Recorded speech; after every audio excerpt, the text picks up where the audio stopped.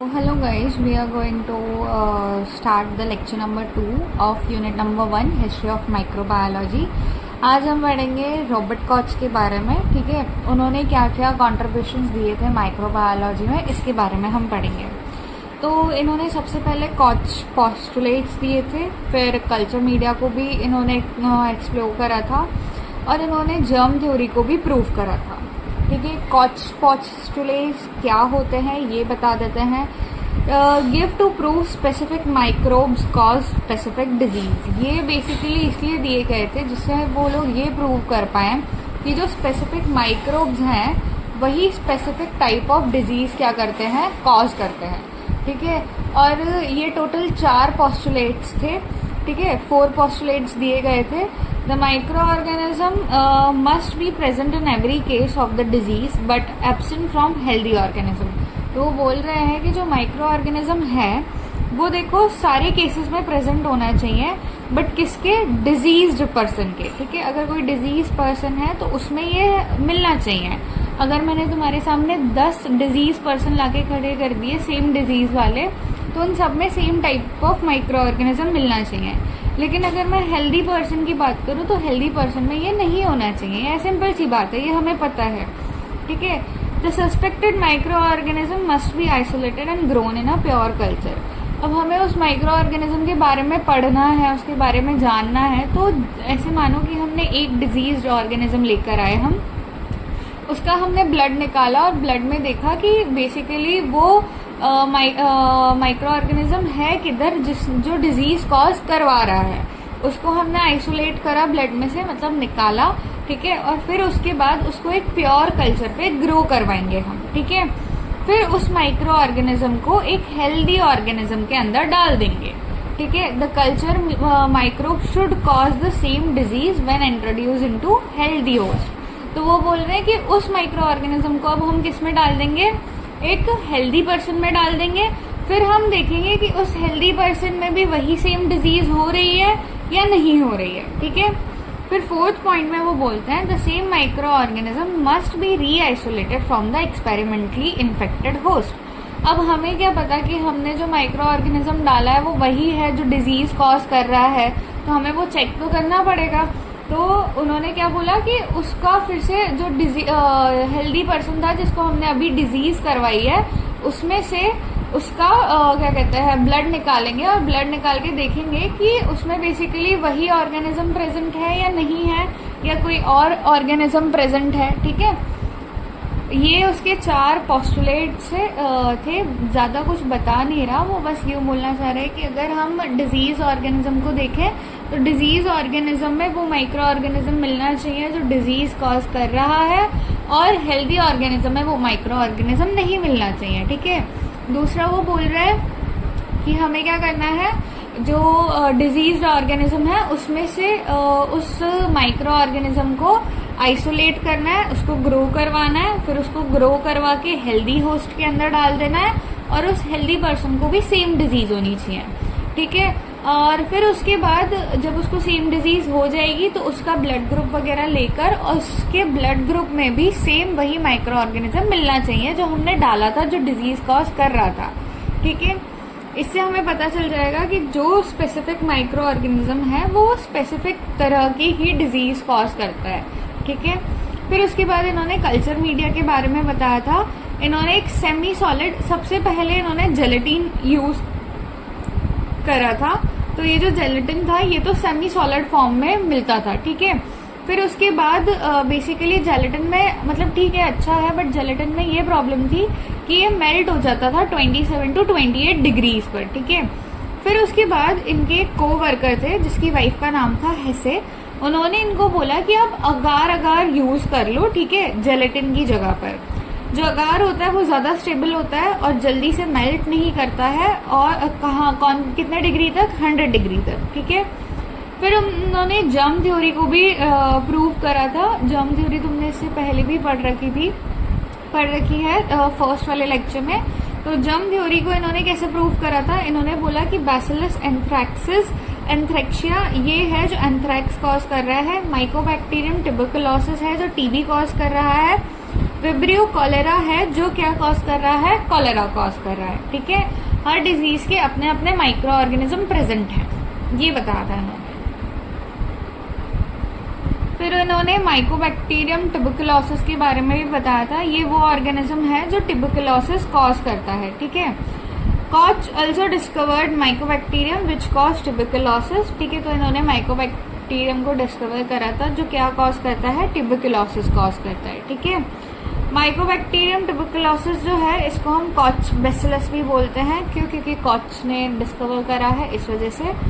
और इन्होंने jail Nelson staining, मतलब बेसिकली ये स्टेनिंग इन्होंने डेवलप नहीं करी थी, ये तो जेल नेल्सन ने करी थी। ठीक है, बट ये इन्होंने ये बताया था कि ये जो एसिड फास्ट स्टेनिंग है हम इसको यूज कर सकते हैं अगर हमें टीबी का डिटेक्शन करना है। तो टीबी मतलब ट्यूबरकुलोसिस का अगर हमें डिटेक्शन करना है तो हम एसिड फास्ट स्टेनिंग यूज कर सकते हैं, ये बताया था बस। फिर उसके बाद हमारे दूसरे साइंटिस्ट आते हैं पॉल एलरिच। ठीक है, इन्होंने क्या क्या कंट्रीब्यूशन दिया था हमें, इनको हम बोलते हैं फादर ऑफ कीमोथेरेपी। ठीक है, कीमोथेरेपी का क्या मतलब होता है कि कुछ केमिकल सब्सटेंसेस यूज करे जाते हैं इन्फेक्शियस डिजीज को किल करने के लिए। ठीक है, he propose the famous magic bullet theory. Magic bullet का मतलब है, मैजिक का तो मतलब पता ही है, बुलेट यहाँ पे बेसिकली रेफर करता है ड्रग्स को। ठीक है, फिर उसके बाद आते हैं कि इनका बेसिकली इनका क्या कंसेप्ट था, ये क्या सोचते थे। A drug should selectively attack and destroy the disease causing microorganism without damaging the host normal cell. तो इनका ये मानना था कि अगर कोई ड्रग है तो वो सिलेक्टिवली सिर्फ उसी डिजीज माइक्रो ऑर्गेनिज्म को, मतलब देखो हमारे पास तो कितने सारे सेल प्रेजेंट है बॉडी में। ठीक है, बट वो यूँ सोच रहे थे कि अगर हम कोई ऐसे केमिकल वगैरह डाल देते हैं और क्या पता वो हमारे नॉर्मल सेल्स को अफेक्ट कर दे, तो ये तो हमारे लिए ही प्रॉब्लम होगा ना, है ना। तो उनका ये मानना था कि अगर हम केमिकल्स यूज कर रहे हैं तो ये ऐसे केमिकल्स हैं जो हमारे नॉर्मल सेल को तो छोड़ देते हैं, बट वो जो माइक्रो ऑर्गेनिज्म होता है हमारी बॉडी को उसको किल कर देते हैं। तो वो हमारे लिए तो हार्मफुल नहीं होते हैं, बट माइक्रो ऑर्गेनिज्म के लिए हार्मफुल होते हैं। ठीक है, अब इन्होंने बहुत सारे उसके लिए, मतलब बेसिकली ये किसके लिए सर्च कर रहे थे, सिफेलिस के लिए देख रहे थे ये, क्योंकि उस टाइम पे सिफेलिस एक बहुत ज्यादा ऐसे बोल सकते हो बहुत बड़ी डिजीज मानी जाती थी। ठीक है, तो उन्होंने बहुत सारे केमिकल कंपाउंड्स टेस्ट करे थे। ही टेस्टेड 100 ऑफ केमिकल कंपाउंड्स। ठीक है, 100 ऑफ केमिकल कंपाउंड्स उन्होंने टेस्ट करे थे। हाँ, तो इनका 606 कंपाउंड था जो बेसिकली, जिसको इन्होंने सिल्वर्सन बोला था, जो बहुत अच्छे से किल कर पा रहा था किसको, बैक्टीरिया को। कौन सा बैक्टीरिया, ट्राइपोनिमा पैलिडियम, जो क्या कॉज कर रहा था, सिफेलिस कॉज कर रहा था। ठीक है, Salvarsan become the first effective chemotherapeutic drug used against bacterial diseases.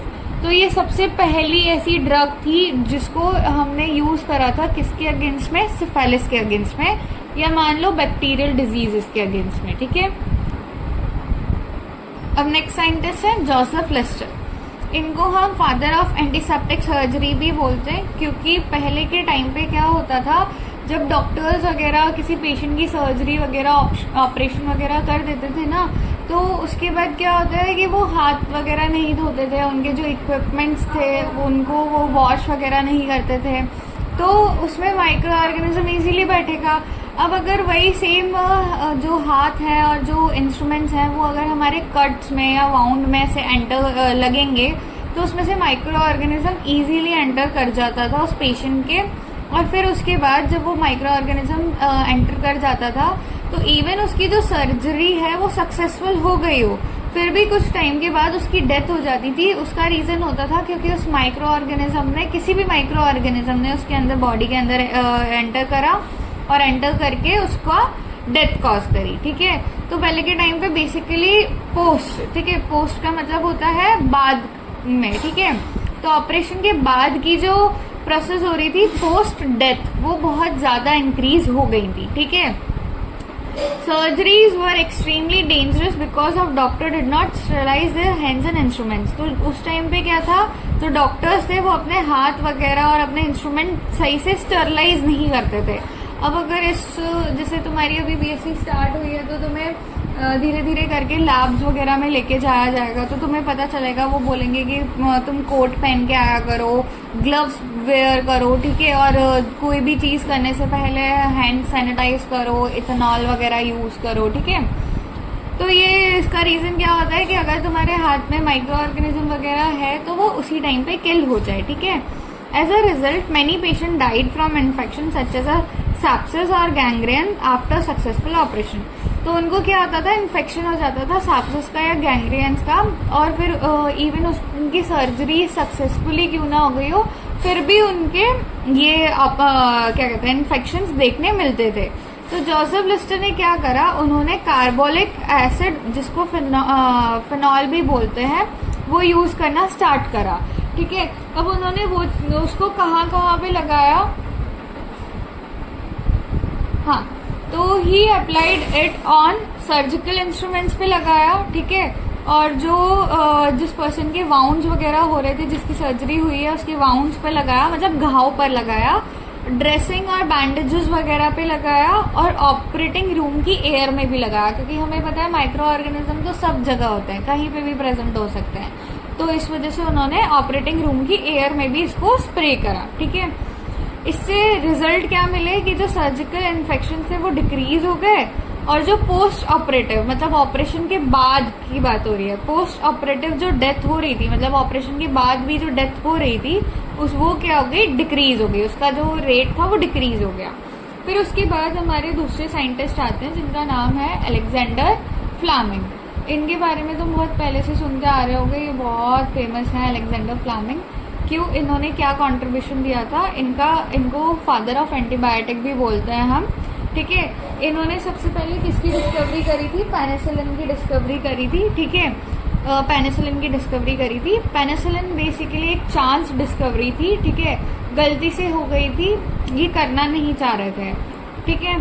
Fleming was working on staphylococcus bacteria, वो एक बैक्टीरिया पे काम कर रहे थे अपने लेबोरेटरी पे, जिसका नाम था स्टेफाइलोकोकस बैक्टीरिया, ठीक है। Before leaving for vacation he left some bacteria culture plates uncovered. तो जब तुम अभी लेबोरेटरी में काम करोगे तो तुम्हें पता चलेगा कि ये जो कल्चर प्लेट्स वगैरह होती हैं, इनको ऐसे खुला नहीं छोड़ते हैं, अनकवर्ड नहीं रखते, इनके ऊपर एक और प्लेट डाली जाती है जिससे वो बंद रहे, उसमें एयर वगैरह ना एंटर कर पाए, ना ही कोई माइक्रो ऑर्गेनिज्म एंटर कर पाए, वरना जो माइक्रो ऑर्गेनिज्म तुम ग्रो करवा रहे हो उसके अलावा और भी दूसरे माइक्रो ऑर्गेनिज्म ग्रो हो सकते हैं। तो वो वेकेशन के लिए जा रहे थे, तो वेकेशन के लिए जाने से पहले उन्होंने जो बैक्टीरिया का कल्चर प्लेट था, ठीक है, कल्चर, आई होप तुम्हें समझ में आ गया हो कल्चर होता क्या है। बेसिकली एक मीडियम होता है जो जिसमें वो न्यूट्रिएंट्स प्रेजेंट होते हैं जो ऐसे मान लो एक सेमी सॉलिड फॉर्म का लिक्विड है, ठीक है, उसमें वो सारे न्यूट्रिएंट्स हैं जो एक बैक्टीरिया वगैरह माइक्रो ऑर्गेनिज्म को चाहिए होता है, जिससे वो अपना खाना बना सके और अपने आप को एनर्जी प्रोवाइड करवा सके, ठीक है। तो कल्चर बेसिकली वो होता है, और अभी हमने कल्चर मीडिया में पढ़ा कि हम अगार अगार यूज करते हैं, ठीक है। तो ये जो कल्चर प्लेट्स होती है उनको अनकवर्ड उन्होंने छोड़ दिया, ठीक है। When he returned, he noticed that one of the petri dish had been contaminated with a green mold. तो जब वो वापस आए तो उन्हें पता चला कि उनकी जो एक पेट्री डिश थी वो ऑलरेडी कंटामिनेट हो चुकी थी। क्यों? क्योंकि उसमें एक ग्रीन मोल्ड ग्रो कर रही थी। अब बेसिकली मोल्ड होता क्या है, अगर तुम्हें पता हो ब्रेड मोल्ड के बारे में तुमने सुना हो, जो ब्रेड पर फंजाई लग जाती है उसको ब्रेड मोल्ड बोलते हैं, ठीक है। तो मोल्ड एक फंजाई होती है, तो ग्रीन मोल्ड उधर पे ग्रो कर रही थी जिसका नाम क्या था, पेनिसिलियम नोटाटम, ठीक है। अब उन्होंने क्या ऑब्जर्वेशन देखी उधर पे, bacteria were growing everywhere on the plate. जो बैक्टीरिया थे वो हर जगह ग्रो कर रहे थे उस पूरी प्लेट पे, ठीक है। But there was clear zone around the mould colony. तो मतलब ऐसे मानो कि अगर बैक्टीरिया यहाँ पे प्रेजेंट है, ठीक है, मतलब वो जो ग्रीन मोल्ड है वो यहाँ पे प्रेजेंट है और ये पूरी एक पेट्री प्लेट है, तो इस पेट्री प्लेट में हर जगह होंगे वो बैक्टीरियाज, बट इसके आजू बाजू में कोई बैक्टीरियल ग्रोथ नहीं थी, ठीक है। तो जहाँ पे बैक्टीरियल ग्रोथ देखने नहीं मिल रही थी ना, उसको उन्होंने नाम दिया क्लियर जोन का, ठीक है। इतना समझ में आया। एक और बार ये बता देती हूँ मैं तुम्हें, जैसे ऐसे मानो कि ये एक पेट्री प्लेट है, ठीक है। इस पेट्री प्लेट में इधर पर वो ग्रीन मोल्ड लगी हुई है, ये रहा ग्रीन मोल्ड, ठीक है। अगर यहाँ पे ये ग्रीन मोल्ड लगी हुई है और यहाँ इस बाकी के एरिया में क्या है, आराम से बैक्टीरिया ग्रो कर रहे हैं, ठीक है। ये बैक्टीरिया है, ये बैक्टीरिया हर जगह ग्रो कर रहे थे, बट इसके आजू बाजू में इतने एरिया में नहीं ग्रो कर रहे थे, ठीक है। तो ये जो ये पूरा एरिया है ना, इसी को इन्होंने क्या बोला है, जोन ऑफ इनहिबिशन, ठीक है। तो जोन ऑफ इनहिबिशन बेसिकली उन्होंने ये बताना चाहा है, ठीक है। फिर उसके बाद उन्होंने क्या कंक्लूड करा, तो फिर उन्होंने ये कंक्लूड करा कि कुछ माइक्रो ऑर्गेनिजम्स होते हैं जो हमारे लिए यूजफुल होते हैं और वो और दूसरे माइक्रो ऑर्गेनिज्म को किल करने में हमारे लिए हेल्पफुल होते हैं। इन्होंने एक लाइजोजाइम की भी डिस्कवरी करी। तो इन्होंने क्या बोला कि एक एंजाइम होता है जिसको बोलते हैं लाइजोजाइम, ठीक है। ये हमारे कहाँ पे मिलता है, हमारे बॉडी में ऑलरेडी बनता है, ये हम नहीं बनाते हैं, ना ही ये हमें हमारी मदर से मिलता है, ना ही ये हम बाहर से एक्वायर करते हैं, ऐसा कुछ भी नहीं होता। ये हमारी बॉडी में ऑलरेडी इनबिल्ड होता है, ठीक है। तो उन्होंने क्या फाउंड करा कि कहाँ पे मिलता है ये, टीयर्स में, आंसुओं में, सलाइवा में, म्यूकस हमारे बॉडी में बहुत सारी जगह में प्रेजेंट होता है, एग वाइट में, एनिमल्स के एग वाइट में। तो ये जो लाइसोजाइम होता है ना, ये बेसिकली अगर आपकी आंखों पर, आपके मुंह में गलती से कोई बैक्टीरिया वगैरह चला जाता है तो ये बैक्टीरिया की सेल वॉल को ही डिस्ट्रॉय कर देता है, और अगर बैक्टीरिया की सेल वॉल डिस्ट्रॉय हो गई तो वो बेसिकली वो बैक्टीरिया डेड हो चुका है, ठीक है। It is a part of innate immunity.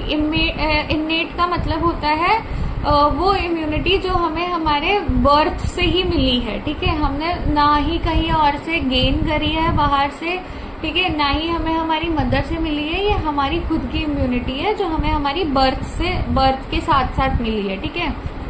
ये इन्होंने बताया था। फिर उसके बाद दूसरे साइंटिस्ट आते हैं, मार्टिनेस विलियम बेजेनेक, ठीक है।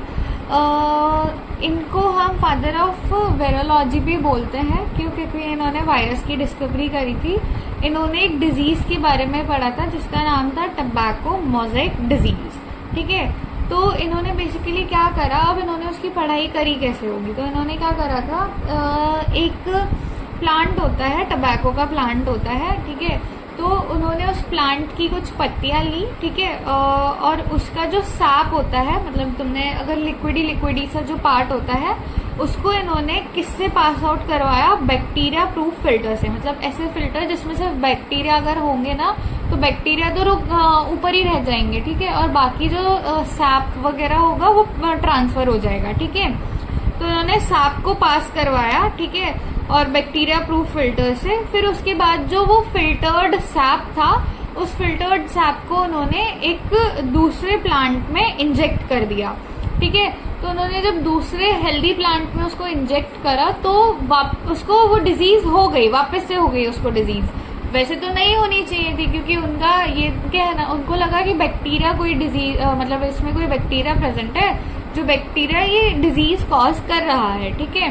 बट जब उन्होंने उसको बैक्टीरिया प्रूफ फिल्टर से भी पास करवा दिया, जिसमें बैक्टीरिया जो है वो छन जाते हैं, बट स्टिल उसको जब किसी हेल्दी होस्ट के अंदर डाला तो वापस से वो डिजीज हो गई। तब उन्हें पता चला कि एक्चुअल में ये बैक्टीरिया नहीं है, बैक्टीरिया से भी बहुत छोटे माइक्रो ऑर्गेनिजम्स हैं जो ये डिजीज कॉज कर रहे हैं, ठीक है। तो he pass the sap of infected tobacco leave through bacteria proof filter, ठीक है। तो उन्होंने उस सैप को किससे पास करवाया, इन्फेक्टेड टबैको लीव के सैप को किससे पास करवाया, बैक्टीरिया प्रूफ फिल्टर से, ठीक है। Still the filtered sap was able to cause disease in healthy plant. तो उन्होंने जब हेल्दी प्लांट में उस सैप को डाला तो उन्होंने देखा कि इस हेल्दी प्लांट में भी वो डिजीज क्या थी, कॉज हो रही थी। तो उन्होंने ये कंक्लूड करा कि there are some small infectious agent which are smaller than bacteria. तो उनका कहने का मतलब था, उन्होंने ये कंक्लूड करा कि यहाँ पे ऐसे ऑर्गेनिजम्स भी हैं बहुत छोटे छोटे जो बैक्टीरिया से भी छोटे हैं, ठीक है।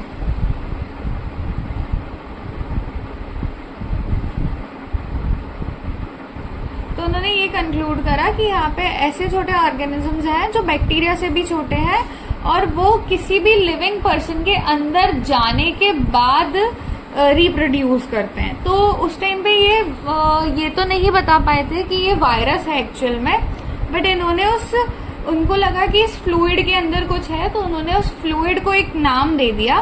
क्या नाम दिया? Contagium vivum fluidum. मतलब उन्होंने ऐसा बोला कि ये एक ऐसा फ्लूइड है जो कॉन्टेजियस है। कॉन्टेजियस मतलब फैलने वाला, एक से दूसरे में फैल जाए, वो कंटेजियस है। और लिविंग है, मतलब इसके अंदर कुछ ऐसा प्रेजेंट है ना, लिविंग, जो डिजीज कॉज कर रहा है, और ये एक फ्लूइड है। तो उन्होंने बोला ये एक ऐसा लिविंग फ्लूइड है जो कंटेजियस है, ठीक है।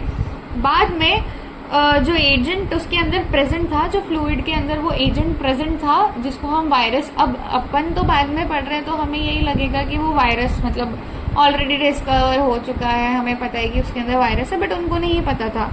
तो बाद में उस एजेंट को आइडेंटिफाई करा और उसको बताया कि ये एक वायरस है जिसका नाम है टबैको मोज़ेक वायरस, जो कौन सी डिजीज कर रहा था? टबैको मोज़ेक डिजीज कर रहा था, ठीक है। फिर उसके बाद इन्होंने development of enrichment culture technique, ठीक है, तो इन्होंने बेसिकली डेवलपमेंट करी थी एनरिचमेंट कल्चर टेक्निक। होता क्या है बेसिकली? कल्चर तुम्हें पता है, ठीक है। एनरिचमेंट मतलब जितना उनको न्यूट्रिशन चाहिए उतना उनको न्यूट्रिशन मिले। तो इस टेक्निक में बेसिकली ये होता है कि वो जैसे उनको एक मतलब उन्होंने क्या करा, एक सॉइल में से उन्होंने माइक्रो ऑर्गेनिज्म निकाले, ठीक है, या सॉइल का सैंपल लिया। तो सॉइल में से जो माइक्रो ऑर्गेनिज्म वो आइसोलेट करेंगे, वो तो बहुत सारे अलग अलग टाइप ऑफ माइक्रो ऑर्गेनिज्म होंगे, सेम माइक्रो ऑर्गेनिज्म तो हो नहीं सकते सारे, तो different variety of micro organism उन्होंने आइसोलेट करे। अब उस डिफरेंट वेराइटी में से उन्हें सिर्फ कोई एक ही डिजायर्ड माइक्रो ऑर्गेनिज्म के बारे में स्टडी करना है। तो उन्होंने क्या करा, वो जो उनको डिजायर्ड वाला चाहिए, उन्होंने उसके हिसाब से जो उसको एनवायरनमेंट सूटेबल होता है, जिसपे वो बहुत अच्छे से ग्रो करता है, वो एनवायरनमेंट दिया। जो वो खाना खा के बहुत ज्यादा अच्छे से ग्रो करे, वो खाना दिया, ठीक है। वो टेम्परेचर दिया और बाकी जो भी उसकी नीड थी वो सारी चीजें उनको दी, जिससे उनका सिर्फ डिजायर्ड वाला जो माइक्रो ऑर्गेनिज्म है वो ग्रो करे। उसके अलावा बाकी जो अनडिजायर्ड वाले माइक्रो ऑर्गेनिज्म है वो सब ग्रो ना कर पाए और उस वजह से वो डेड हो जाए, ठीक है। तो बाकी सब तो डेड हो जाएंगे, तो डेड वाले पता चल जाते हैं माइक्रोस्कोप में कि ये डेड हो चुके हैं। अगर वो हिल नहीं रहे होते हैं माइक्रो ऑर्गेनिज्म, तो पता चल जाता है कि वो डेड हो चुके हैं, ठीक है। और जो मूविंग होंगे उससे हमें पता चल जाएगा कि वो लिविंग है। तो इससे हम हमारी जो डिजायर्ड माइक्रो ऑर्गेनिज्म है वो इजीली आइसोलेट कर पाएंगे, ठीक है। In this technique we provide specific nutrients and environmental condition. तो इस टेक्निक में हम क्या करते हैं, स्पेसिफिक न्यूट्रिएंट्स प्रोवाइड करते हैं और वही स्पेसिफिक एनवायरमेंटल कंडीशन जो किसको फेवर करती है, उनकी ग्रोथ को फेवर करती है, जो हमारे डिजायर्ड माइक्रो ऑर्गेनिज्म है, जो डिजायर्ड माइक्रो ऑर्गेनिज्म हमें चाहिए। और बाकी के जो अनवांटेड माइक्रोब्स होते हैं वो सप्रेस हो जाते हैं, ठीक है। And the desired microbe is isolated easily. और जो डिजायर्ड माइक्रोब है वो बहुत आराम से आइसोलेटेड हो जाता है, ठीक है, from the population of diverse microbes. मतलब बहुत सारे डिफरेंट माइक्रोब्स की पॉपुलेशन में से हम हमारा डिजायर्ड माइक्रोब निकाल पाते हैं, ठीक है। फिर इन्होंने discovery of nitrogen fixing bacteria भी दिया था। ये successfully isolated and studied Azotobacter. तो एजेटोबैक्टर एक फ्री लिविंग माइक्रो ऑर्गेनिज्म है जो नाइट्रोजन फिक्सिंग में हेल्प करता है। अब नाइट्रोजन फिक्सिंग बेसिकली ये होता है कि जो हमारे प्लांट्स होते हैं ना, उनको नाइट्रोजन चाहिए होता है, ठीक है, जिससे वो अपने डीएनए, प्रोटीन, ऐसी सारी चीजें बनाने में हेल्प कर सकें। तो अब उनको ये नाइट्रोजन बेसिकली एयर में प्रेजेंट होता है एज अ नाइट्रोजन गैस, ठीक है। और वो डायरेक्ट एयर से डायरेक्ट नाइट्रोजन नहीं ले पाते हैं, उनके लिए मुश्किल होता है, ठीक है। तो इस वजह से कुछ बैक्टीरियाज वगैरह होते हैं जो उस एयर वाले नाइट्रोजन को ब्रेक डाउन करके और सिंपलर फॉर्म में सॉइल में डालकर देते हैं और फिर उस सॉइल में से आराम से इजीली प्लांट्स नाइट्रोजन को ले पाते हैं। तो इन्होंने बेसिकली नाइट्रोजन गैस जो होती है, जो एनवायरनमेंट में प्रेजेंट होती है, एटमॉस्फेयर में प्रेजेंट होती है, उसको ये सिंपलर फॉर्म में चेंज करते हैं और चेंज करके सॉइल में डालते हैं। इसीलिए इनको नाइट्रोजन फिक्सिंग बैक्टीरिया बोलते हैं, ठीक है। इसको तुम और डिटेल में पढ़ोगे जब आके तुम्हारी नाइट्रोजन साइकिल आएगी। ये एक फ्री लिविंग बैक्टीरिया है, अकेला रहता है, किसी के साथ म्यूचुअलिस्टिक रिलेशनशिप या कोई और रिलेशनशिप बना के नहीं रहता है। कुछ बैक्टीरियाज होते हैं जो एजेटोबैक्टर की तरह ही होते हैं, जो कन्वर्ट करते हैं एटमॉस्फेरिक नाइट्रोजन किसके अंदर, अमोनिया के अंदर, और उससे नाइट्रोजन किसके लिए अवेलेबल हो जाता है, प्लांट्स के लिए। अगर तुमने स्मॉलर क्लासेस में पढ़ा हो राइजोबियम के बारे में, तो राइजोबियम भी एक बैक्टीरिया है जो सिम्बायोटिक रिलेशनशिप करता है लेग्यूमिनस प्लांट्स के साथ, और वो भी यही काम करता है कि जो नाइट्रोजन गैस होती है उसको ये किसमें चेंज करता है, सिंपल फॉर्म में, जिससे प्लांट्स इजीली उसको कंज्यूम कर पाए, ठीक है, सॉइल में से। अब हमारे पास दूसरे साइंटिस्ट आते हैं जिनका नाम है सेल्मन वॉक्समैन, सेल्मन ए वॉक्समैन, ठीक है। इनकी बेसिकली डिस्कवरी क्या थी, इन्होंने स्ट्रेप्टोमाइसिन की डिस्कवरी करी थी, ठीक है। स्ट्रेप्टोमाइसिन सेकेंड एंटीबायोटिक कहलाती है। इससे पहले वाली जो सबसे पहली एंटीबायोटिक थी वो पेनिसिलिन थी, और जो दूसरी एंटीबायोटिक है वो स्ट्रेप्टोमाइसिन है। Streptomycin was produced by soil bacterium, जिसको हम बोलते हैं स्ट्रेप्टोमाइसिस ग्राइस, ठीक है। तो वो ये बोलना चाह रहा है कि जो स्ट्रेप्टोमाइसिन है ये बेसिकली सॉइल में रहने वाले एक बैक्टीरिया से हमें मिलती, जिसका नाम था स्ट्रेप्टोमाइसिस, ठीक है। अब ये जो स्ट्रेप्टोमाइसिन है ये सबसे पहली ऐसी एंटीबायोटिक बनी थी जो किसके अगेंस्ट में काम कर रही थी, माइकोबैक्टीरियम ट्यूबरकुलोसिस के लिए। अभी तक तुमने 3 डिसीजेस को क्योर करने के लिए 2 एंटीबायोटिक, एक्चुअली एक एंटीबायोटिक और एक ड्रग्स के बारे में पढ़ा था। एक हमने पढ़ा था सेल्वर्सन के बारे में, जो किसको सही कर रही थी, बैक्टीरियल डिजीज सिफाइलिस को। अब ये पहली ऐसी एंटीबायोटिक है जो किसके अगेंस्ट में हेल्प कर रही है हमें, माइकोबैक्टीरियम ट्यूबरकुलोसिस। तो ये टीबी के टाइम पर ये एंटीबायोटिक ली जाती है। ये और भी दूसरे बैक्टीरियल इन्फेक्शन के लिए यूजफुल है, ठीक है। तो बेसिकली ये जो साइंटिस्ट थे ये और इनकी जो टीम थी, इन्होंने क्या कहते हैं बहुत ज़्यादा स्टडी करी थी, something 100 of soil micro organisms पे स्टडी करा था इन्होंने, ठीक है। और इन्होंने सबसे ज़्यादा स्टडी करा था किसकी स्पीशीज पे, स्ट्रेप्टोमाइसिस की स्पीशीज पर, ठीक है। इन्होंने ये डिस्कवर करा कि और दूसरी भी एंटीबायोटिक्स हैं, अगर ये सॉइल माइक्रो ऑर्गेनिज्म को अच्छे से स्टडी करेंगे तो इन्हें पता चलेगा कि और माइक्रो ऑर्गेनिज्म कैसे क्या हमारे लिए हेल्पफुल हैं। तो इन्होंने और दूसरी एंटीबायोटिक्स भी रिलीज करी थी, मतलब डिस्कवर करी थी। एक का नाम था एक्टिनोमाइसिन, एक का नाम था नियोमाइसिन, ठीक है। और जब फ्लेमिंग ने पेनिसिलिन की डिस्कवरी करी थी तो उन्होंने ये नहीं बताया था कि पेनिसिलिन का मतलब पेनिसिलिन एक तरीके की एंटीबायोटिक होती है, उन्होंने कुछ नाम नहीं दिया था, बस उन्होंने पेनिसिलिन के बारे में डिस्कवर करा और उसको उन्होंने रिकॉर्ड पेपर में मतलब रिसर्च पेपर में छाप दिया, और बस उसके बाद उन्होंने उस पर कुछ भी नहीं करा। बाद में जब ये वॉक्समैन ने स्टडी करी थी तो इन्होंने ये टर्म दिया था एंटीबायोटिक। तो अगर तुमसे कोई पूछ ले कि एंटीबायोटिक जो टर्म है वो किसने दिया था, तो तुम्हें पता होना चाहिए कि एंटीबायोटिक टर्म देने वाले कौन थे, वॉक्समैन थे।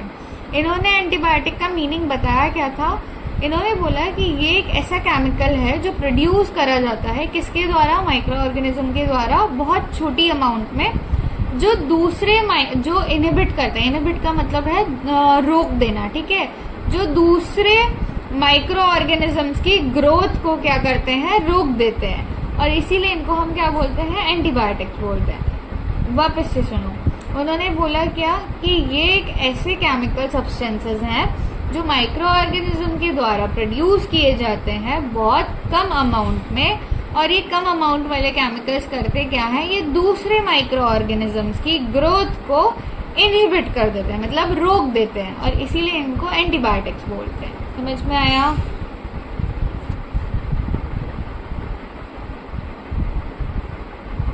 फिर इन्होंने एक systematic screening of soil microbiology भी बोला था।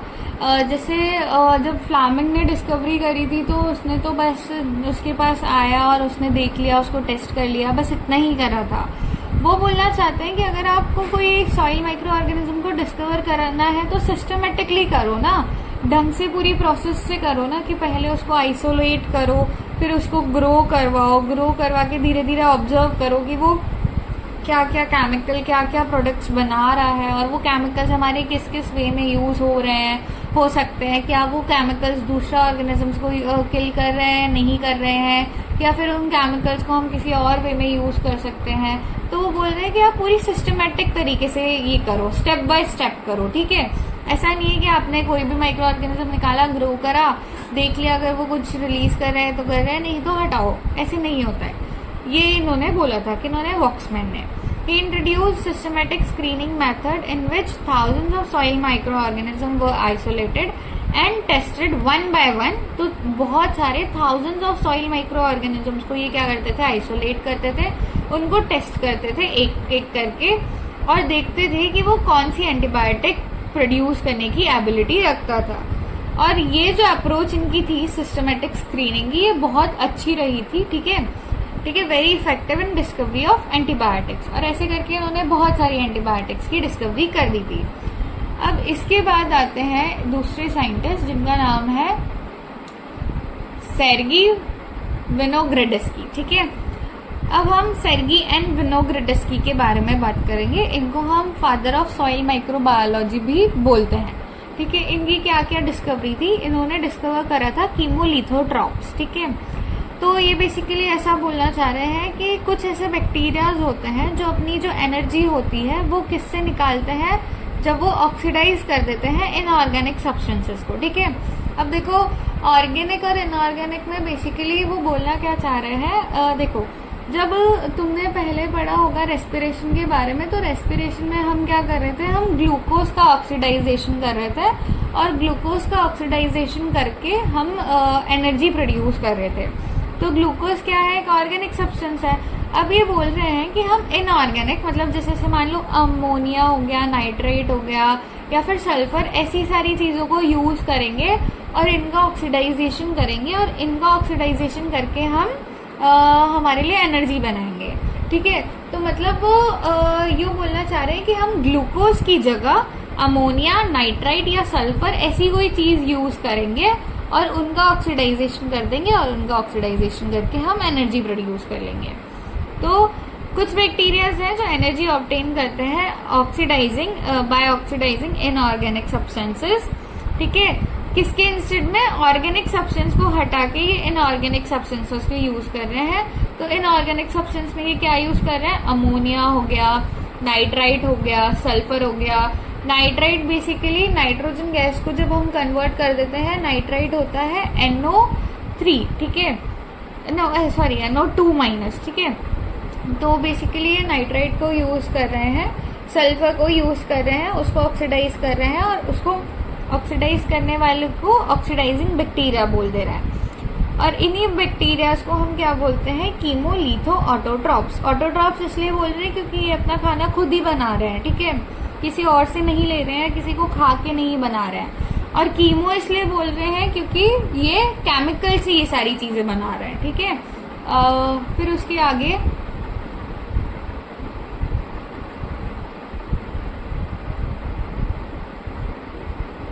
और इसको अगर ब्रेक करें तो हम बोल सकते हैं इसको कि हम कीमोलिथोट्रॉप्स भी होते हैं, कीमो ऑटोट्रॉप्स भी होते हैं, मतलब इन दोनों को मिलाकर ये एक सिंगल वर्ड बनता है, कीमोलिथो ऑटोट्रॉप्स, ठीक है। अब इन्होंने और क्या करा था, इन्होंने नाइट्रीफाइंग बैक्टीरियाज की भी डिस्कवरी करी थी। ऐसे बैक्टीरिया जो मतलब नाइट्रोजन फिक्सिंग बैक्टीरियाज जो होते हैं, यही इनको ही बोलते हैं हम नाइट्रीफाइंग बैक्टीरियाज। नाइट्रीफाइंग का मतलब होता है ऐसे बैक्टीरियाज जो नाइट्रोजन को पूरी तरीके से क्या कहते हैं, ब्रेक डाउन करने में हेल्प करवा रहे हैं, ठीक है। तो जो प्रोसेस होती है ना, जो ब्रेक डाउन होता है, उसको हम बोलते हैं नाइट्रिफिकेशन, ठीक है। तो डिस्कवर्ड नाइट्रीफाइंग बैक्टीरिया, और नाइट्रिफिकेशन को इन्होंने क्या करा था, एक्सप्लेन करा था। तो बेसिकली होता क्या है, पहले अमोनिया से पहले होती है नाइट्रोजन गैस, ठीक है। जरूरी नहीं है अमोनिया से पहले नाइट्रोजन गैस हो, कभी कभी ऑलरेडी सॉइल में अमोनिया प्रेजेंट होता है, तो वो सिर्फ अमोनिया को चेंज कर देते हैं, ठीक है। और अगर अमोनिया प्रेजेंट नहीं है तो फिर वो नाइट्रोजन गैस को पहले अमोनिया में चेंज करते हैं, फिर अमोनिया से नाइट्राइट में चेंज करते हैं, और फिर नाइट्राइट से नाइट्रेट में चेंज करते हैं। तो नाइट्रेट नाइट्रोजन का सबसे सिंपलर फॉर्म है जो प्लांट कंज्यूम कर सकता है सॉइल में से, ठीक है। तो जब अमोनिया को नाइट्राइट में कन्वर्ट करते हैं तो इसको बोलते हैं अमोनिया ऑक्सीडाइजिंग बैक्टीरिया, और जब नाइट्राइट को नाइट्रेट में कन्वर्ट करते हैं तो इसको बोलते हैं नाइट्राइट ऑक्सीडाइजिंग बैक्टीरिया, ठीक है। अगर इसमें कोई डाउट आता है तो तुम आराम से कमेंट करके मुझसे पूछ सकते हो। फिर इन्होंने सल्फर बैक्टीरिया की भी स्टडी करी थी। सबसे ज्यादा इन्होंने किसकी स्टडी करी थी? बैगियाटो का, ठीक है।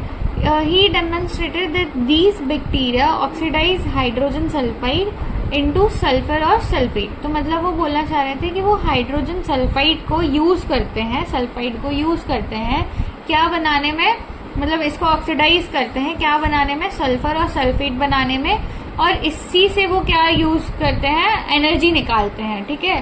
तो इनका इनऑर्गेनिक मैटर होता है हाइड्रोजन सल्फाइड, ठीक है। फिर उसके बाद इन्होंने एक कॉलम भी बनाई थी जिसको इन्होंने विनोग्रेड्स्की कॉलम भी बोला था, ठीक है। इस कॉलम में वो बेसिकली ये बताना चाह रहे थे कि देखो उन्होंने आर्टिफिशियल इकोसिस्टम बनाया था, ठीक है।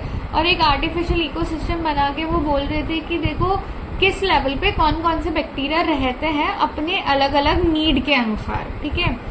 तो ये कॉलम लेबोरेटरी मॉडल थी ऑफ नेचुरल माइक्रोबियल इकोसिस्टम, मतलब इकोसिस्टम को, माइक्रोबियल इकोसिस्टम को उन्होंने लेबोरेटरी मॉडल में बनाया था, मतलब लेबोरेटरी में बनाया था। तो बेसिकली वो आर्टिफिशियल ही हुआ। It is use to study microbial ecology, ठीक है, माइक्रोबियल सक्सेशन, सल्फर साइकिल। तो वो जो न्यूट्रिएंट साइकिल चलती है ना, जैसे सल्फर साइकिल हो गई, कार्बन साइकिल हो गई, ऑक्सीजन साइकिल हो गई, ये सब स्टडी करने के लिए। और सक्सेशन मतलब कि एक प्लेस है वहां पे सबसे पहले कौन आया और फिर उसके बाद कौन आया, उनको डिफीट करके, जैसे तुमने पूरा इवोल्यूशन पढ़ा है कि पहले जानवर थे, हम एव्स जैसे दिखते थे, ठीक है, एप्स जैसे दिखते थे। फिर उसके बाद धीरे धीरे करके चेंजेस आए क्योंकि वो उतने कैपेबल नहीं थे सरवाइव करने के लिए। फिर उसके बाद और चेंजेस आए, तो उनको किसने रिप्लेस करा, फिर उसके बाद किसने रिप्लेस करा, और अब फाइनली कौन है। तो इसको सक्सेशन बोलते हैं। टेंशन मत लो, आगे और डिटेल में पढ़ोगे। तो अब इसके लिए कंपोनेंट्स क्या क्या यूज करे गए थे उन लोगों के द्वारा, वो हम पढ़ेंगे, ठीक है।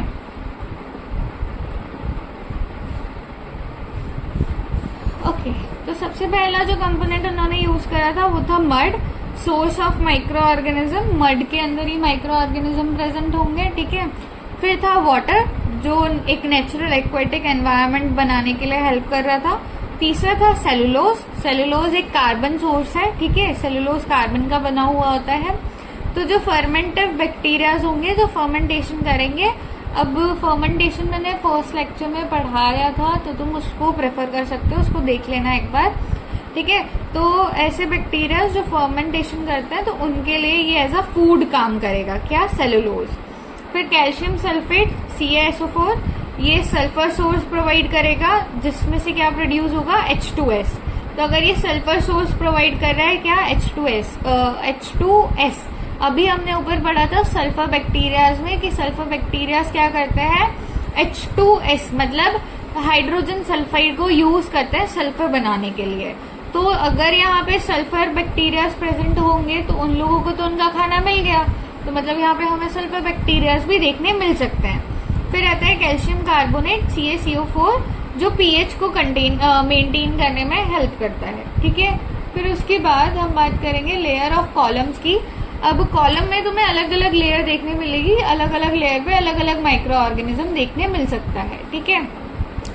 Different organism are found in the different layer according to their needs. तो अलग अलग ऑर्गेनिजम्स अलग अलग लेयर पे हमें देखने मिल सकते हैं उनके नीड्स के अकॉर्डिंग, ठीक है। तो अगर हम बात करें कि सबसे टॉप लेयर पे लाइट बहुत ज्यादा होती है और ऑक्सीजन भी बहुत ज्यादा होता है, तो लाइट और ऑक्सीजन ज्यादा होने की वजह से ऐसे बैक्टीरियाज ग्रो करेंगे जो एरोबिक होंगे। एरोबिक का मतलब होता है वो बैक्टीरियाज जो ऑक्सीजन की प्रेजेंस में ग्रो करते हैं, ठीक है। और लाइट भी होगी तो ऐसे ही बैक्टीरियाज ग्रो करेंगे जो फोटोसिंथेसिस करते हो, ठीक है, जैसे कि ब्लू ग्रीन एल्गी, और एल्गी हो गया, एरोबिक बैक्टीरियाज हो गया। और क्योंकि ब्लू ग्रीन एल्गी है, एल्गी ग्रीन कलर की होती है, तो ये सबसे ऊपर वाली लेयर हमें ग्रीन कलर की देखने मिलेगी, ठीक है। फिर उसके बाद सेकेंड लेयर की बात करते हैं, तो सेकेंड लेयर में थोड़ी कम लाइट आएगी, ठीक है, और थोड़ा ऑक्सीजन भी कम हो जाएगा क्योंकि ये ऊपर वाले ज्यादा ऑक्सीजन यूज कर लेंगे, ठीक है, एल्गी ज्यादा ऑक्सीजन यूज कर लेती है, तो नीचे कम ऑक्सीजन जाता है फिर, ठीक है। तो इस वजह से इसमें थोड़ा सा कम ऑक्सीजन होगा और थोड़ी लाइट्स भी कम पहुंचेंगी। तो यहाँ पे फैकल्टेटिव एनारोब्स एग्जिस्ट करेंगे। फैकल्टेटिव का मतलब होता है ऐसे बैक्टीरिया जो अगर उनको ऑक्सीजन मिल जाए तो भी वो सरवाइव कर जाएंगे, वो ऑक्सीजन लेके अपना काम चला लेंगे, और अगर उनको ऑक्सीजन ना मिले तो वो ऑक्सीजन के बिना भी काम चला लेंगे, ठीक है। तो उसको फैकल्टेटिव बोलते हैं। एक फैकल्टेटिव होता है और एक ऑब्लिगेटिव होता है। तो ऑब्लिगेटिव वाले में होता है कि उसके ऊपर तो ऑब्लिगेशन नहीं कि भैया आपको बिना ऑक्सीजन के ही रहना पड़ेगा, तो वो ऑब्लिगेटिव होता है। और फैकल्टेटिव का मतलब होता है कि नहीं, हम तो दोनों में रह लेंगे, कोई दिक्कत नहीं है, अगर ऑक्सीजन मिला तो भी चलेगा, अगर ऑक्सीजन नहीं मिला तो भी चलेगा। कुछ अमाउंट ऑफ लाइट आती है। बैक्टीरिया जो यहाँ पे प्रेजेंट होते हैं इनको माइक्रो एरोफिल्स भी बोलते हैं क्योंकि थोड़ा अमाउंट ऑफ लाइट है तो इस वजह से, ठीक है। फिर हमारी थर्ड लेयर आती है, हाँ थर्ड लेयर, जहाँ पे ऑलमोस्ट बिल्कुल भी ऑक्सीजन नहीं होता है, ठीक है, बट इसके यहाँ पे क्या प्रेजेंट होता है, हाइड्रोजन सल्फाइड प्रेजेंट होता है, कुछ अमाउंट में लाइट भी प्रेजेंट होती है, ठीक है। तो यहाँ पे हाइड्रोजन सल्फाइड है तो हमें यहाँ पे सल्फर बैक्टीरिया देखने मिलेंगे, ठीक है। अब तुम सोच रहे होगे कि मैम यहाँ पे हाइड्रोजन सल्फाइड आया कहाँ से होगा। हाँ, हमने पढ़ा था आगे कि वो सोर्स बेसिकली सल्फर सोर्स है, बट उस सल्फर सोर्स उसमें से निकाला किसने होगा उस सोर्स को, ठीक है। तो वो अभी तुम्हें इसके आगे वाली उसमें पता चल जाएगा, ठीक है। तो H2S प्रेजेंट होता है यहाँ पे और कुछ अमाउंट ऑफ लाइट प्रेजेंट होती है। तो यहाँ पे पर्पल सल्फर बैक्टीरिया आ जाते हैं जो लाइट की प्रेजेंस में H2S को यूज कर लेते हैं और अपना फूड बना लेते हैं। और क्योंकि इसके आगे पर्पल लिखा है तो ये पर्पल कलर देते हैं। ग्रीन सल्फर बैक्टीरियाज भी होते हैं जो लाइट की प्रेजेंस में क्या करते हैं, फूड बना लेते हैं सेम प्रोसेस में H2S को यूज करके, ठीक है। और ग्रीन लिखा है तो ये ग्रीन कलर देते हैं। इसका एक एग्जाम्पल है क्लोरोबियम, ठीक है। फिर हम आते हैं फोर्थ लेयर पे। अब फोर्थ लेयर पे तुम्हें पता चलेगा कि बेसिकली वो जो H2S है वो आ किधर से रही थी, ठीक है। अब जो फोर्थ लेयर है यहाँ पे तो बिल्कुल भी ऑक्सीजन नहीं होता है, तो यहाँ पे सल्फेट रिड्यूसिंग बैक्टीरियाज होते हैं। तो ये सल्फेट रिड्यूसिंग बैक्टीरिया क्या करते हैं, SO4 जो था, हमने जो सल्फेट पढ़ा था, ये इस SO4 को क्या करते हैं, रिड्यूस कर देते हैं, मतलब तोड़ देते हैं किसमें, H2S में। अब ये जो H2S है इसको बैक्टीरिया, जो थर्ड लेयर के बैक्टीरिया थे, इसके जस्ट ऊपर वाले बैक्टीरिया जो अभी मैंने पढ़ाया तुम्हें, जिसने H2S यूज करा था, जिसमें मैं बोल रही थी तुम लोगों को कि अभी तुम्हें नहीं पता चलेगा कि ये H2S कहाँ से आ रहा है, तो उन लोगों को ये H2S यूज करने में हेल्प हो जाती है, ठीक है। अब इसका एग्जाम्पल क्या है, डी सल्फो फोब्रियो, ठीक है, डी सल्फो फोब्रियो, ठीक है। फिर लेयर 5 की बात करते हैं हम। ओनली एनारोब्स फर्मेंटिव बैक्टीरियाज, जो एनारोब्स होंगे जो बिल्कुल भी एयर के बिना काम करते हैं, ऑक्सीजन की जरूरत नहीं है, या फिर फर्मेंटेशन करके भी काम करवा लेते हैं, तो वो इस लेयर में प्रेजेंट होते हैं। ये सेलुलोज को डिग्रेड करते हैं, सेलुलोज को तोड़ते हैं, और उस सेलुलोज को तोड़ के ये क्या करते हैं, उससे अपनी एनर्जी बनाने का काम कर लेते हैं, उसको as a food source use कर लेते हैं। फिर अब देखो तुम्हें पता चल गया कि सबसे पहली लेयर में थोड़ा ग्रीन ग्रीन कलर आएगा, फिर उससे नीचे नीचे आते जाएंगे तो जो बैक्टीरिया जिस कलर का प्रेजेंट होगा वो कलर देगा। अब सबसे एंड में क्या होता है कि यहाँ पे बॉटम अपीयर ब्लैक, तो जो सबसे नीचे वाला पार्ट है, बॉटम वाला पार्ट है, वो कैसा रहेगा, ब्लैक दिखेगा।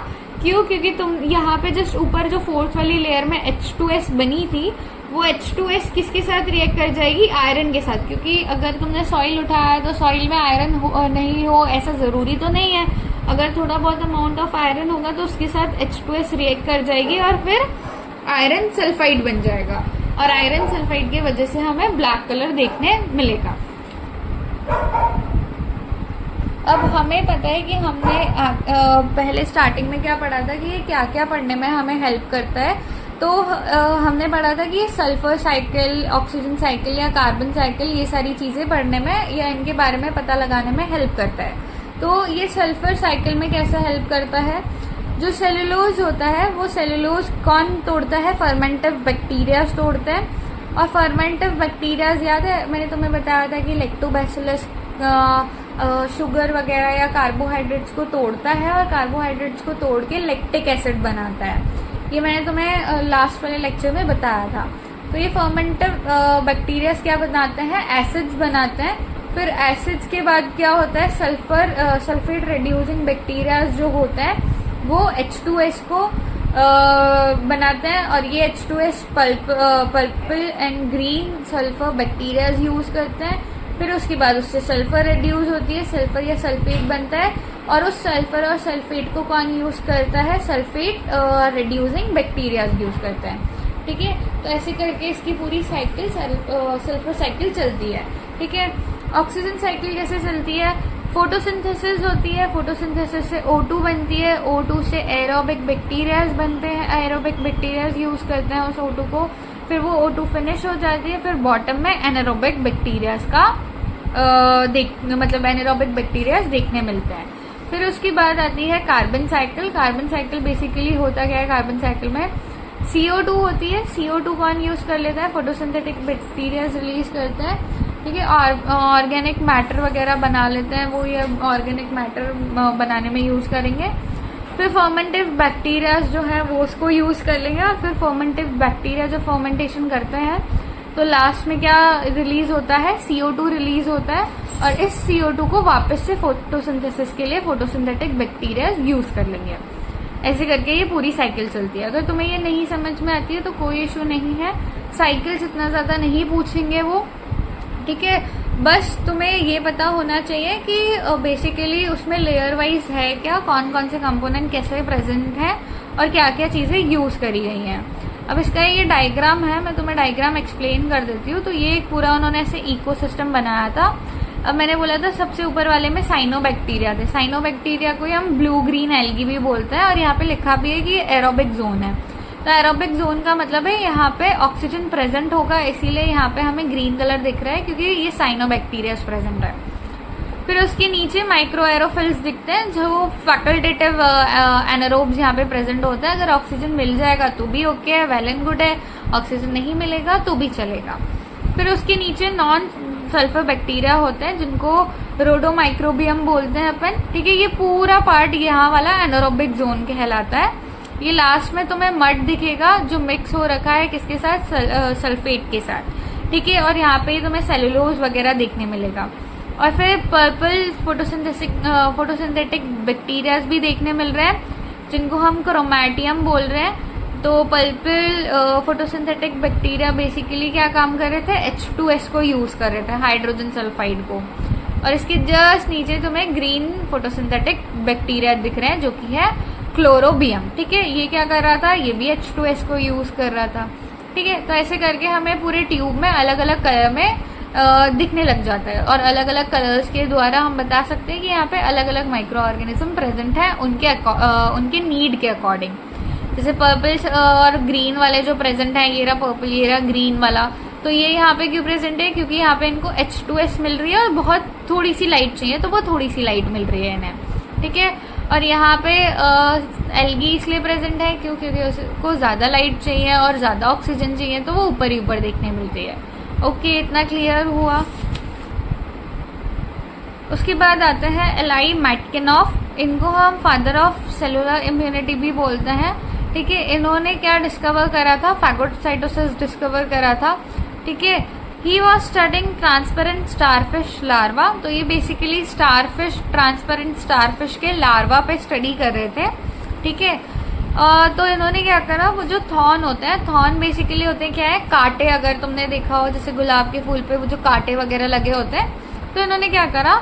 इन्होंने उस स्टारफिश का जो लार्वा है, मतलब उसका जो अंडे थे, उसके अंदर उन्होंने क्या करा? इस थॉर्न को, मतलब कांटे को इंजेक्ट कर दिया, उसके अंदर इंसर्ट कर दिया। तो उन्होंने थोड़े टाइम के बाद ये देखा कि there are some mobile cell. Mobile मतलब वो टेलीफोन या फोन वाला मोबाइल नहीं, मोबाइल का मतलब होता है मूविंग। ठीक है, ऐसे सेल जो मूव कर सकते हैं। तो कुछ ऐसे सेल्स हैं जो मूव कर सकते हैं, मोबाइल सेल्स हैं। उन्होंने क्या करा? दैट एनगल्फ का मतलब होता है, जैसे तुमने सीडोपोडिया के बारे में पता होगा ना कि वो ऐसे फूड को ऐसे घेरे में ले लेता है और फिर उसके बाद अपने अंदर ले जाता है, तो उसको बोलते हैं एनगल्फ कर लेना, ठीक है, अपने अंदर ले लेना। तो उन सेल ने क्या करा, उसको एनगल्फ कर लिया, अंदर ले लिया अपने the thorn and trying to destroy them, और उसको डिस्ट्रॉय करने का काम करा, मतलब ट्राई करा, क्योंकि वो जो थॉर्न है, वो जो कांटा है, वो स्टारफिश के लिए तो क्या है, हार्मफुल है, क्योंकि अगर वो कांटा उसको चुभ जाएगा तो उसको कुछ भी प्रॉब्लम हो सकती है, वो इन्फेक्शियस भी हो सकता है उसके लिए, कोई माइक्रो ऑर्गेनिज्म प्रेजेंट हो, है ना। तो अब उसको, उस लार्वा को प्रॉब्लम ना आए, इसीलिए ये जो मोबाइल सेल थे, इन्होंने उसको अपने अंदर ले लिया, और अपने अंदर लेने के बाद उसको ट्राई करा कि वो उसको डिस्ट्रॉय कर पाए। तुमने 9th क्लास में सेल पढ़ा होगा, तो तुमने सेल के साथ लाइसोसोम पढ़ा होगा, ठीक है। तो लाइसोसोम बेसिकली क्या करता था, वो फैगोसाइटोसिस ही तो करता था। अगर सेल के अंदर कोई खराब चीज या ऑर्गेनेली खराब हो जाती थी, वो जाता था, उसको अपने अंदर लेता था और उसको डिस्ट्रॉय कर देता था। तो फैगोसाइटोटिक जो सेल होता है, वो भी यही काम करते हैं, ठीक है। और इस प्रोसेस को, कि जो फैगोसाइटोसिस सेल है, उन्होंने किसी थॉर्न को अपने अंदर लिया, या उनकी जो ये एबिलिटी है कि वो किसी चीज को अपने अंदर लेकर डिस्ट्रॉय कर पाते हैं, इसी को हम क्या बोलते हैं, फैगोसाइटोसिस बोलते हैं, ठीक है। अब फैगोसाइटोसिस बेसिकली प्रोसेस है क्या, is the process in which specialised immune cells, जो स्पेशलाइज्ड इम्यून सेल है, वो एनगल्फ करते हैं, फिर डाइजेस्ट करते हैं, और फिर डिस्ट्रॉय कर देते हैं कोई भी फॉरेन पार्टिकल को, ठीक है। जैसे कि वो बैक्टीरिया भी हो सकता है, फंजाई भी हो सकता है, डेड सेल भी हो सकता है, सेल डर्बस भी हो सकता है। अगर तुम्हें पता हो तो लाइसोसोम तो अपने खुद के सेल को भी मार देते थे, अगर वो सेल ऑलमोस्ट डेड सिचुएशन पे आ जाता था। तो एग्जाम्पल ऑफ फैगोसाइटोटिक सेल, क्या एग्जाम्पल है इसका, एक तो मैक्रोफेज, ये सबसे प्रोमिनेंट होता है। मैक्रोफेज का ही दूसरा पार्ट है मोनोसाइट्स, और एक न्यूट्रोफिल्स होता है, ठीक है। ये फैगोसाइटोसिस करने में बहुत प्रोमिनेंट होता है। अब बेसिकली फैगोसाइटोसिस होती कैसे है, सबसे पहले क्या करते हैं, रिकॉग्नाइज करते हैं पैथोजन को, ठीक है। देखा जाता है कि पैथोजन है कौन सा, ठीक है। फिर उसके ऊपर फैगोसाइटोटिक जो सेल होता है, जिसको हम फैगोसाइट्स बोलते हैं, ये जाके उसके ऊपर अटैच होता है। फिर वो धीरे धीरे करके उसको अपने अंदर ले लेता है, और जैसे ही वो उसको अपने अंदर एनगल्फ करता है, तो हम उसको क्या बोल देते हैं, फैगोसोम बोल देते हैं, ठीक है। याद रखना, अगर तुमसे कोई पूछ ले तो तुम्हें पता होना चाहिए फैगोसोम क्या होता है। फैगोसोम बनता है जब एक फैगोसाइटिक सेल किसी भी पैथोजन को एनगल्फ कर लेता है, उसके बाद वो फैगोसाइटिक सेल कहलाता है फैगोसोम, ठीक है। Fusion of the phagosome with the lysosome, तो अब ये लाइसोसोम आ गया ना, लाइसोसोम क्या करता है, डिस्ट्रॉय करने का काम करता है। अब ये फैगोसोम किसके पास जाएगा, लाइसोसोम के पास जाएगा, और लाइसोसोम के साथ क्या कर लेगा, फ्यूजन कर लेगा, ठीक है। ये दोनों फ्यूज होके एक ही बन जाएंगे, और एक बन जाएंगे तो क्या कहलाएंगे, फैगोलाइसोसोम, ठीक है। अब डाइजेशन होगा, डिस्ट्रक्शन होगा, उस सब्सटेंस का डाइजेशन होगा, फिर डिस्ट्रक्शन होगा उस माइक्रो ऑर्गेनिज्म का, और फिर जो भी वेस्ट मटेरियल होगा उसको सेल से बाहर निकाल दिया जाएगा। तो तुम्हें क्या पता होना चाहिए, फैगोसोम कब बनता है, ठीक है। लाइसोसोम और फैगोसोम को मिला के क्या बोलते हैं, फैगोलाइसोसोम, ठीक है। फिर उसके लास्ट वाला प्रोसेस होता है जिसमें वेस्ट मटेरियल हट जाता है डाइजेशन और डिस्ट्रक्शन के बाद किसी भी माइक्रो ऑर्गेनिज्म का। होप तुम्हें क्लियर होगा, बट अगर कोई डाउट आते हैं तो तुम आराम से पूछ सकते हो कमेंट सेक्शन में, I will try to solve it.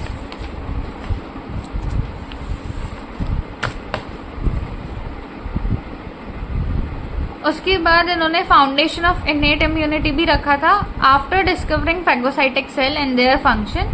तो जब इन्होंने फैगोसाइटिक सेल और उनके फंक्शन के बारे में डिस्कवर कर लिया था, उसकी बाद की बात है, तो इन्होंने ये बताया था कि हमारी जो बॉडी है उसकी सबसे पहली लाइन ऑफ डिफेंस जो होती है वो फैगोसाइटिक सेल होती है। सबसे पहली लाइन ऑफ डिफेंस का मतलब होता है कि ऐसे मानो कि अगर तुम्हारे पास, जैसे तुमने देखा होगा कि पहले की लड़ाइयाँ जो होती थी उनमें किंगडम्स में वो क्या करते थे, अलग अलग तरीके से लोग रखते थे। पहले उन्होंने हाथियों को खड़ा कर दिया, फिर उसके बाद उन्होंने सेना के लोगों को खड़ा कर दिया, सोल्जर्स को खड़ा कर दिया, किसी के हाथ में कुछ है, किसी के हाथ में कुछ है, और ऐसे करके वो धीरे धीरे करके हार्ड लेवल से लो लेवल पे जाते थे, ठीक है। तो क्या कहते हैं, वो ये बोल रहे हैं कि जो सबसे पहले अगर हमारे बॉडी में कहीं पे भी माइक्रो ऑर्गेनिज्म आता है तो उसको पहचानने के बाद सबसे पहले अटैक करने फैगोसाइटिक सेल्स ही आते हैं, ठीक है।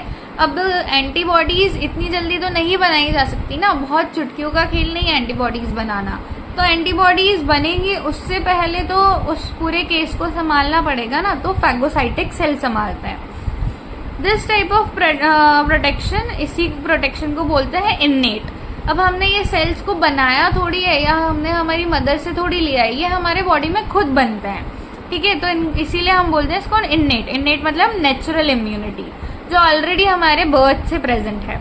Because it acts immediately when pathogen enters the body, क्योंकि ये फटाफट से एक्ट करती है जैसे ही पैथोजन हमारे बॉडी में एंटर करता है।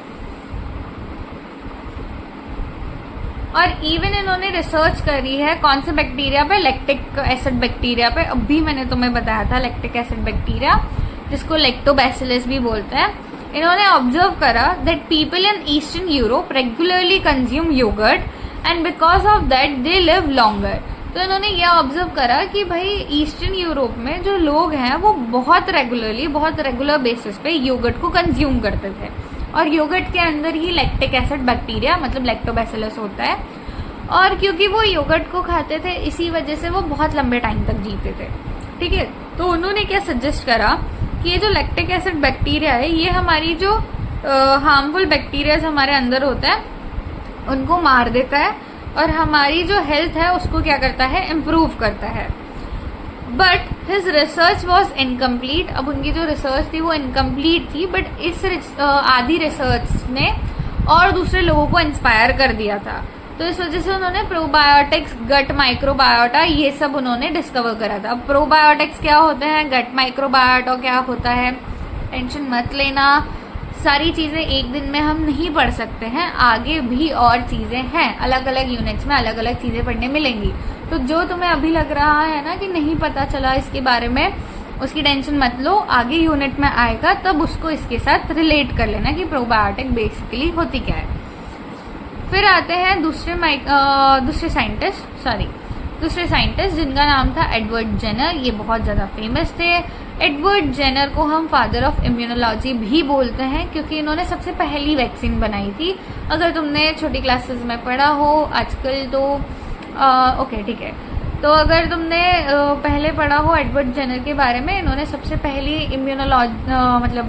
वैक्सीन डेवलप करी थी, और इनको फादर ऑफ इम्यूनोलॉजी भी बोलते हैं। इन्होंने क्या ऑब्जर्व करा था, मिल्कमेड मतलब वो लोग जो मिल्क निकालने का काम करते हैं, ठीक है, दूध निकालने का काम करते हैं, ठीक है, उनको इन्फेक्शन हो रहा था, ठीक है, किससे, काउपॉक्स से, ठीक है। तो स्मॉल पॉक्स से भी बहुत कम डेंजरस होता है काउपॉक्स, और ये बहुत माइल्ड सी बीमारी होती है, ये ज्यादा मतलब हमें कोई प्रॉब्लम क्रिएट नहीं करती है। जैसे स्मॉल पॉक्स तो बहुत डेडली डिजीज हो गई, चिकन पॉक्स जैसे तुम्हें पता है कि कितना ज्यादा प्रॉब्लमेटिक होता है, तो स्मॉल पॉक्स भी मतलब जो काउपॉक्स होता है वो ज्यादा प्रॉब्लम नहीं देता है। तो जिन लोगों को ये काउपॉक्स हो रहा था ना, जो मिल्कमेड लोग थे जिनको काउपॉक्स हो रहा था, उनको बाद में जाके बहुत मुश्किल से स्मॉल पॉक्स हो रहा था, मतलब देखने मिल रहा था उनके अंदर। By this observation, he proposed that infection from cowpox could provide protection against smallpox. तो उन्होंने ये सोचा कि अगर जिन लोगों को काउपॉक्स हो जा रहा है तो उन्हें फिर स्मॉल पॉक्स नहीं हो रहा है। मतलब अगर हम काउपॉक्स के बारे में बात करें तो काउपॉक्स हमारे लिए यूजफुल हो सकता है। कैसे यूजफुल हो सकता है कि ये काउपॉक्स हमें हेल्प कर सकता है स्मॉल पॉक्स से बचने में, ठीक है। So he collected material from the cowpox lesion. अब लीजन क्या होता है, तुमने देखा है चिकन पॉक्स में वो फोड़े हो जाते हैं, तो उन फोड़ों को ही लीजन्स बोलते हैं। तो वो ये बोल रहे हैं कि उन्होंने क्या करा, उसमें उन फोड़ों में से पानी निकलता है, ठीक है, उन लीजन्स में से पानी निकलता है। तो उन्होंने क्या करा, उस मटेरियल को, मतलब जो भी वो मास जैसा मस्सा जैसा वो व्हाइट सब्सटेंस निकलता है, येलोइश व्हाइट सब्सटेंस, उसको उन्होंने कलेक्ट करा, ठीक है, किस में से, मिल्कमेड में से, ठीक है। उसका नाम क्या था, सारा नेल्मेंस, ठीक है। Then he injected that material in a 8 year boy जिसका नाम था जेम्स, ठीक है। तो उन्होंने क्या करा, वो जो काउपॉक्स का मटेरियल था वो निकाला, किसमें से, सारा में से निकाला, और किसमें इंजेक्ट कर दिया, एक 8 साल के बच्चे में जिसका नाम था जेम्स, ठीक है। The several weeks later he injected smallpox material in the 8-year-old boy. अब उसने इस जेम्स में ऑलरेडी पहले से काउपॉक्स का मटेरियल इंजेक्ट कर दिया था, तो इसको काउपॉक्स हो गया होगा। काउपॉक्स ज्यादा डेडली नहीं है, तो थोड़ा बहुत काउपॉक्स हो गया होगा। फिर उसके बाद इसने कुछ टाइम के बाद क्या करा, कुछ वीक्स के बाद में इसने उस सेम बॉय के अंदर स्मॉल पॉक्स का मटेरियल इंजेक्ट करा, ठीक है। फिर and the boy did not develop smallpox which clearly states that cowpox infection is providing immunity from smallpox. तो फिर जब उस बच्चे को स्मॉल पॉक्स का मटेरियल इंजेक्ट करा तो उसको कोई बीमारी नहीं हुई, स्मॉल पॉक्स नहीं हुआ। तो इससे क्लियरली ये पता चल रहा है कि जो काउपॉक्स है वो कौन से इन्फेक्शन से बचा रहा है हमें, स्मॉल पॉक्स के इन्फेक्शन से। तो इसने क्या इंट्रोड्यूस करा, एक कंसेप्ट इंट्रोड्यूस करा, he state that exposure to harmless और लेस विरुलेंट कॉजेटिव एजेंट, मतलब उसका कहना ये था कि अगर मैं तुम्हारे बॉडी में एक ऐसा ऑर्गेनिज्म डाल दूं जो एकदम हार्मलेस है, ठीक है, वही सेम टाइप ऑफ ऑर्गेनिज्म उसी की कैटेगरी का जो बहुत ज्यादा हार्मलेस है या फिर बहुत कम विरुलेंट है, मतलब अगर तुम्हारी बॉडी में चला गया तो ज्यादा कुछ नहीं कर पाएगा, तुम्हें मारेगा नहीं, ठीक है, तो बहुत कम विरुलेंट है, उस कॉजेटिव एजेंट को of any disease can protect the person from a dangerous disease. तो अगर मैं उस सेम डिजीज के किसी हार्मलेस या फिर लेस विरुलेंट पॉजिटिव एजेंट को तुम्हारे बॉडी में डाल दूं, ठीक है, तो उससे क्या होगा कि तुम्हें जो डेंजरस वाली डिजीज है वो नहीं होगी। अब तुम इसको सिंपल भाषा में समझो, ठीक है। ऐसे मानो कि तुम्हें कोरोना होने वाला था, ठीक है, ये कोरोना वायरस है, एक ईरा कोरोना वायरस, ठीक है। इस वायरस को मैंने क्या करा, मैंने बहुत ज्यादा वीक कर दिया, इसको मैंने खाना वगैरह नहीं दिया, बहुत टाइम तक इसको कोई खाना नहीं मिला, तो ये क्या हो गया, बहुत ज्यादा वीक हो गया। अब ये जो बहुत वीक वायरस है, इसको अब ये इतना वीक है कि अगर तुम्हारे बॉडी में चला जाए तो ये कोविड नहीं कॉज कर पाएगा तुम्हारे अंदर, ठीक है, ठीक है। तो अब ये जब तुम्हारे बॉडी में जाएगा तो उससे तुम्हें कोविड नहीं होगा। तो मैंने क्या करा, ये अब इतना वीक है, बट ये तुम्हारे इम्यून सेल्स को ये तो बता सकता है ना कि मैं यहाँ पे हूँ, मैं तो एग्जिस्ट कर रहा हूँ यहाँ पे, ठीक है। तो मैंने इसको तुम्हारे बॉडी में डाल दिया, ठीक है, इस कमजोर से आदमी को मैंने तुम्हारे बॉडी में डाल दिया, ठीक है। अब जैसे ही मैं इसको तुम्हारे बॉडी में डालूंगी तो क्या होगा, तुम्हारे इम्यून सेल एक्टिवेट होंगे, इम्यून सेल को पता चलेगा कि कोई बाहर का आदमी आया है, चलो उसके लिए मतलब उससे बचने का ट्राई करते हैं। तो वो धीरे धीरे करके थोड़ा टाइम लेंगे, तुम्हारी थोड़ा बुखार वगैरह आएगा तुम्हें धीरे धीरे करके, ठीक है, बट तुम्हें ज्यादा कुछ प्रॉब्लम नहीं होगा, इतना नहीं कि तुम्हारी डेथ हो जाए, ठीक है। तो अब ये जो इम्यून सेल्स हैं ये क्या करेंगे, एंटीबॉडीज वगैरह बना लेंगे और इस वीक से कोरोना वायरस को किल कर देंगे, ठीक है। तो अब तुमने क्या करा, तुम एक्चुअल जंग से पहले, मतलब एक्चुअल फाइट से पहले तुमने अपने बॉडी को प्रिपेयर कर लिया। अब तुम्हारे बॉडी ने ऑलरेडी एंटीबॉडीज बना ली है, किसके अगेंस्ट में, कोरोना वायरस के अगेंस्ट में। अब तुम्हारे बॉडी के अंदर अगर एक्चुअल वाला जो कोरोना वायरस है जो बहुत ज्यादा डेंजरस है, स्ट्रांग है, वो अगर तुम्हारी बॉडी में एंटर करेगा तो तुम्हारे पास ऑलरेडी एंटीबॉडीज हैं और वो एंटीबॉडीज उसके अगेंस्ट में जाके लड़ाई करेंगी और तुम्हें कोविड होगा, मतलब थोड़ा सा उसका सिम्टम्स देखने मिलेगा, बट तुम उससे आराम से बच जाओगे, तुम्हारी डेथ नहीं होगी। इसी को हम वैक्सीनेशन बोलते हैं, ठीक है। After the formation of small pox vaccine people started taking the vaccination world wide, और धीरे धीरे करके वर्ल्ड वाइड पूरे देश भर में लोगों ने क्या कहते हैं, अलग अलग देशों में लोगों ने क्या करा, इसकी वैक्सीनेशन लेना स्टार्ट कर दिया।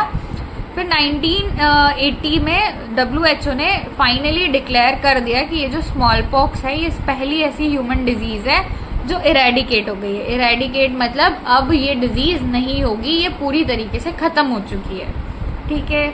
और यहाँ पे तुम्हारा ये यूनिट मतलब यूनिट नंबर 1 कंप्लीट होता है, ठीक है, हिस्ट्री ऑफ माइक्रोबायोलॉजी में। अब हम आगे और पढ़ लेंगे। नेक्स्ट लेक्चर में। अगर तुम्हें कोई डाउट होता है तो you can ask freely. Okay, thank you.